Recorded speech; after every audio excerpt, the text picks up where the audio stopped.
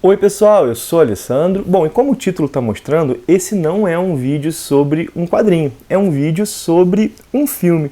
Na verdade, é um vídeo que eu estou fazendo atendendo a pedidos, pelo menos a um pedido, né? Eu faço vídeos sobre quadrinhos todos os dias, mas são poucos os vídeos sobre filmes que nós temos aqui no canal. E os que tem, na sua grande maioria, são dedicados a filmes sobre quadrinhos. O Poço não é o caso. O Poço não é um filme baseado em quadrinhos, pelo menos até onde eu sei. Mas é um filme que está dando muito o que falar. É um filme que está na Netflix e que a galera tem conversado bastante. Inclusive eu recebi algumas mensagens no WhatsApp de amigos dizendo: Alessandro, veja o Poço. Recebi mensagens assim e uma amiga em específico, a Letícia, pediu: Alessandro, cara, vi esse filme aqui com meu esposo, a gente ficou batendo papo e a gente queria ouvir a sua opinião. Pô, faz um vídeo. Eu falei: cara, bom, tá bom, vou fazer um vídeo pro canal sobre esse filme e quem sabe, né? Bota aí na descrição se acha essa proposta legal, que se a galera achar legal, eu posso até fazer outros vídeos comentando filmes e assim, dando a minha reflexão sobre eles, tal qual eu faço com os quadrinhos, né? Quem sabe, né? Não deixa de dar o feedback aí nos comentários, não deixa de dar o feedback não. Mas vamos lá, vamos ao filme. O seguinte, O Poço é um filme espanhol de 2019 e ele chegou a ser indicado a alguns prêmios. E no momento da gravação desse vídeo, ele é o filme mais visto da Netflix aqui no Brasil. É o seguinte, é um suspense de ficção científica que está numa tradição de filmes tipo O Cubo. Não sei se vocês viram, acho que é só Cubo, acho que não é O Cubo, é Cubo. É um filme antigo que é muito instigante também. Eu particularmente curti bastante quando vi. Nesse tipo de filme que remete a Cubo, é o seguinte, né? Ele tem uma estrutura que é assim: uma pessoa acorda numa situação desconhecida, na verdade numa prisão da qual ela não sabe as regras e que é aparentemente inescapável, ameaçadora e inescapável. Bom, a fuga dessa prisão, ou a saída dela, em geral, depende de decifrar uma lógica daquele ambiente para que se possa sobrepujá-lo. Mas isso é muito difícil de ser feito, né? Um filme relativamente recente, que também bebe nessa tradição, inclusive é inspirado num livro para esses jovens adultos, é o Maze Runner, que a pessoa acorda num local, é uma espécie de centro do labirinto. No labirinto tem alguns monstros e tem que se descobrir a lógica para sair dali. Maze Runner bebe um pouco. É claro que tanto Cubo quanto O Poço são mais radicais na proposta, mas só para a galera ter uma ideia. Em O Poço, o protagonista desperta numa espécie de prisão vertical, no qual cada andar é ocupado por duas pessoas, cada uma fica em uma parede de frente uma para a outra, e no meio dessa parede há um poço, né? Há um buraco que, quando a pessoa olha para baixo, não parece que não chega ao fundo, e quando olha para cima, também assim, há vários andares acima. Claro que depende do andar que a pessoa está. Então, dois prisioneiros, um por andar, e a pessoa consegue ver o andar de baixo e consegue ver aquele suposto buraco sem fundo, né? Bom, cada andar é marcado com um número. A pessoa sabe o andar que ela está. E ninguém sabe ao certo quantos andares existem. Nos diálogos iniciais, o protagonista é informado que tudo no poço se resume a comer. O que acontece? Nesse buraco que está no meio do cômodo, no meio do andar, por esse buraco desce uma plataforma. E essa plataforma, ela começa lá no andar 1, os números vão aumentando de cima para baixo, né? Essa plataforma começa no andar 1 e lá começa com um banquete, mas muita comida. E as pessoas do andar 1 podem se alimentar daquele banquete enquanto ele estiver ali. Só não pode guardar nada. Se guardar alguma coisa, a temperatura do andar muda. Pois bem, né? Bom, passou um tempo, a plataforma desce. As pessoas do andar seguinte podem se alimentar. O que acontece é o seguinte: conforme vai descendo, mais pessoas se alimentaram e a comida vai diminuindo, até que em alguns andares, a partir de determinado andar, não há mais comida. E o drama é o seguinte: a pessoa, a dupla, né? Ela sempre fica um mês no andar. Então ela é adormecida a dupla é adormecida por um gás e acorda em outro andar aleatório. Então em um mês a pessoa pode estar no 8º andar, vamos colocar assim. E no outro mês está no 50º, e aí já não ter tanta comida. E ninguém sabe até onde vai. A pessoa pode, sei lá, no andar número 150. Reparem o drama, né? E todo dia a plataforma desce. Todo dia a plataforma desce. Bom, essa é a situação, né? Reparem, né? Quem está bem alimentado hoje, nesse mês, porque está no andar mais acima, no mês seguinte pode estar passando fome, né? Ou seja, a pessoa que está bem alimentada hoje pode estar condenada a passar fome amanhã e ela não controla isso. É claro que isso leva a situações nos andares mais fundos, né, de canibalismo, por exemplo. A dupla fica um mês lá até uma atacar a outra para se alimentar de carne humana. A ideia é que esse ambiente gera uma lógica de tudo para sobreviver, uma lógica de homo lupus homini, né? O homem é o lobo do homem, tal como disse o Thomas Hobbes. A ideia é que a escassez ou a possibilidade dela desperta o que há de pior no ser humano. Bom, O Poço, esse filme, permite várias leituras. É o tipo do filme para o qual não vai ter uma resposta única. Eu dei aqui a sinopse, agora eu vou fazer a minha leitura, dividir com vocês. Inclusive, vale dizer que o final é pensado com esse propósito de permitir leituras, ter um final um tanto quanto aberto. Mas vamos dividir comigo, né? O Poço, ele tem a estrutura de um conto curto. É aquela coisa, é uma ideia explorada nas suas consequências, ou em algumas das suas consequências. É claro que nem todas as perguntas que nós fazemos ao filme, o filme vai responder, porque a ideia não é trabalhar exaustivamente todas as dimensões possíveis, mas focar na experiência de quem está preso. A ideia é comunicar uma experiência e talvez até uma certa moral da história, talvez até uma certa mensagem. A primeira coisa, assim, a primeira experiência que filmes como O Poço transmitem é de claustrofobia. Essa coisa de estar fechado, né? De um espaço do qual não pode sair. E também de desespero. O protagonista desse tipo de filme, normalmente ele chega cheio de ideias e idealismos para sair dali. E logo é quebrado na sua ingenuidade. Inclusive, um recurso comum que é usado no Poço é ter um personagem cínico para fazer isso. A ideia é que o sistema é algo opressor e, ao que parece, sem sentido.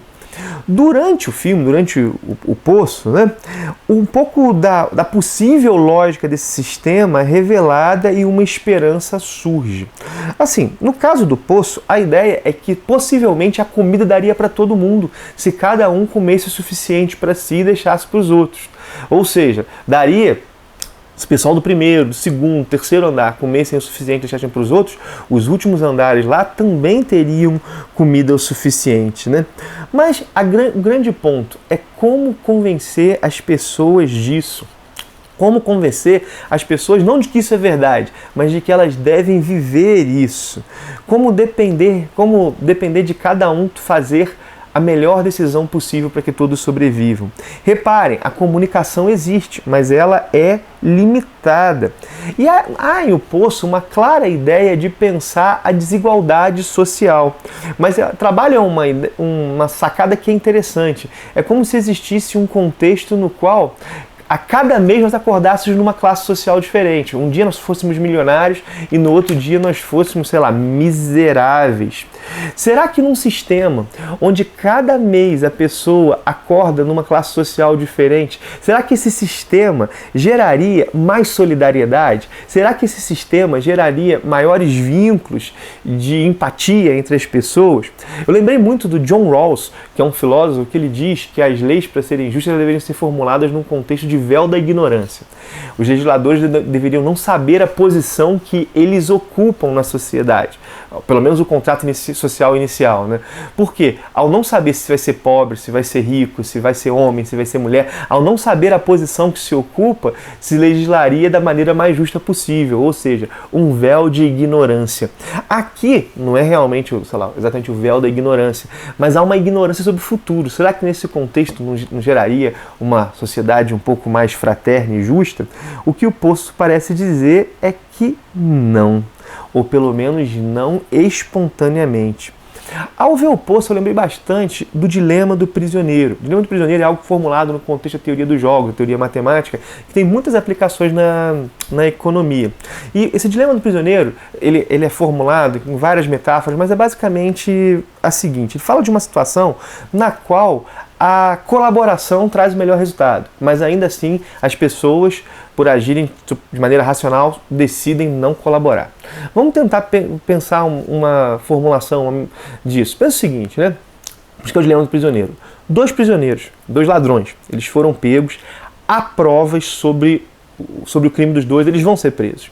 Só que cada um fica numa sala isolado do outro. E é proposto para os dois o seguinte acordo: se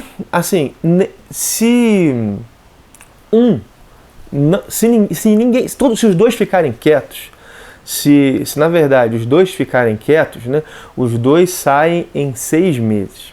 Os dois saem em 6 meses, ou seja, 6 meses de cadeia se um não delatar o outro. Mas se o seguinte, se o outro te delatar, e você ficar quieto, você fica 10 anos. Pensem nisso. Mas o contrário também. Se você delatar o outro e o outro ficar quieto, ele toma 10 anos. E se os dois, um delatar o outro, os dois ficam 5 anos, cada um. Conseguiram entender? Se ninguém delatar ninguém, 6 meses. Se os dois se delatarem, 5 anos. E quem for delatado e ficar em silêncio, toma 10 anos. A ideia é: você confia no outro o suficiente para ficar quieto? Ou você vai denunciar o outro na expectativa do outro? 6 meses você já tem. Se ele não te delatar, você vai ficar 6. Se ele te delatar, você vai ficar 6 meses, né? Mas para não ser delatado e tomar 10 anos. Bom, pensem nisso. O filme, aquele filme do Batman, Cavaleiro das Trevas, trabalhou um pouco isso, né? E aqui também trabalha essa situação. É uma situação na qual a colaboração é a melhor coisa para todos. Só que há uma comunicação limitada. Você pode falar que quem está no andar abaixo, talvez gritar, alguns andares acima escutem, mas não todos escutam. Teria que confiar que a mensagem seria passada. E é possível confiar, deixar de comer hoje sabendo que, deixar de comer no seu andar acreditando que no mês que vem o outro não comerá? Será que essa confiança acontece? Isso está no Poço, essa lógica do dilema do prisioneiro, né?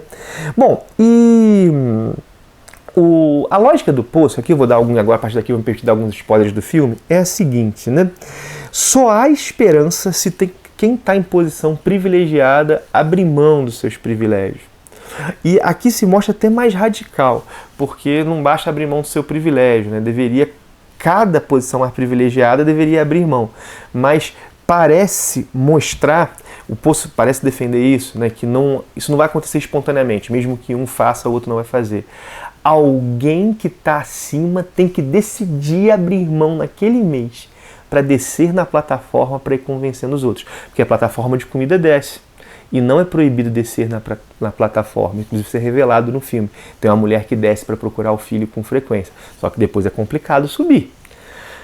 É complicado. Será que arrisca-se a descer para buscar convencer os outros? Aqui é uma lógica que remete ao cristianismo, a lógica da encarnação, da salvação pela encarnação, pela kenosis, a ideia do Deus que se apequena, do Deus que se faz homem. Essa kenosis dá até para traduzir como aniquilação, né? Que se aniquila a si mesmo, que desce, né? É claro, minha gente, que a lógica é só se quem está acima se rebaixa. Repara, assim, né? Só que quem está acima abre mão dos privilégios e tentar convencer aos outros, o que não é fácil e talvez nem possível. Os outros podem se voltar contra você. Reparem, né? É claro que aqui, quando eu falei que remete ao cristianismo, eu não estou falando que o protagonista faz as vezes de Jesus Cristo. Não, não é isso. Ele não é alguém, sei lá, da administração que se faz dentro do sistema para salvá-lo. Não, não é isso. Mas é essa lógica, né, de que ao dar a vida ao quem tem privilégios, renunciando a eles, é só aí que a salvação e a redenção e a transformação do sistema é possível. Reparem, né, ao descer e tentar convencer, isso pode não dar certo, as pessoas podem não reagirem bem. E não reagem, isso é mostrado no filme. Só que é aí que é a aposta. É a aposta de que o universo tem alguma justiça e que a subversão das coisas, a partir dessa kenosis, dessa aniquilação de quem tem privilégio, pode mandar uma mensagem à administração e aí o jogo ser mudado. Deu para entender? A partir do que vem essa referência ao cristianismo, né? É a ideia de que a possível salvação só vem através do sacrifício. Possível, minha gente, possível salvação, porque o poço termina em aberto. Há a lógica de que alguém fez o caminho. Alguém fez o caminho, mas ele mudará as coisas? Ou foi tudo uma ilusão? O filme não diz. Ele mudará as coisas ou foi tudo uma ilusão? O filme não diz. E talvez seja por isso que ele frustre alguns que o viram, né? Mas o filme precisa dessa aura de mistério. Se ele quebra essa aura de mistério, ele desconstrói tudo que ele construiu. E uma coisa que é bacana é que ao fim está o mais frágil. No último andar está uma criança. E ao descer tudo se encontrou uma criança que inclusive parece até bem alimentada, escondida, mas ao fim está o mais frágil. E só descendo em busca do mais frágil, e se quem está privilegiado vai ao encontro do mais frágil, que o sistema é subvertido. Essa é um pouco a lógica. O filme também discute uma certa lógica da invisibilidade, né? De quem está acima não dá atenção de quem está abaixo. Inclusive há uma fala, né, disso, né? Porque quem está acima não se sente afetado por quem está abaixo. Uma fala até forte, né? Há uma hora que o cara convence a deixar quem está abaixo, deixar a comida para o andar de baixo, dizendo que se ele não fizesse isso, ele faria cocô na comida. O cara está no andar e ele diz para o andar de baixo: se vocês não deixarem comida para quem está mais abaixo, não fizerem o que eu estou falando, eu vou fazer cocô na comida de vocês. E aí ele fala para quem está do lado: mas para quem está acima eu não consigo. E aí a mulher responde: por que você não consegue fazer nada? Ele: porque eu não consigo cagar para cima. A resposta é forte, mas é verdade, quem está acima não se sente afetado por quem está abaixo. Então, nesse sentido, quem está abaixo é invisibilizado, né? E a outra coisa forte é que ninguém sabe o quão fundo é o poço. E aqui tem uma coisa interessante. Ao fim, nós vemos lá o último andar, que, salvo engano, é 333. Eu fiquei pensando, o que significava isso, né? E aqui eu jogo uma interpretação que pode ser viagem minha, mas é interessante, né? 333 é metade de 666, que é o número da besta, um número assim, ligado ao demônio, né? Então, 333 seria metade do caminho do inferno, né? Então a pessoa desceu aos infernos para poder chegar lá ao mais frágil. É uma possibilidade, está aí a coisa, né? Enfim, né? É um filme que dá o que discutir.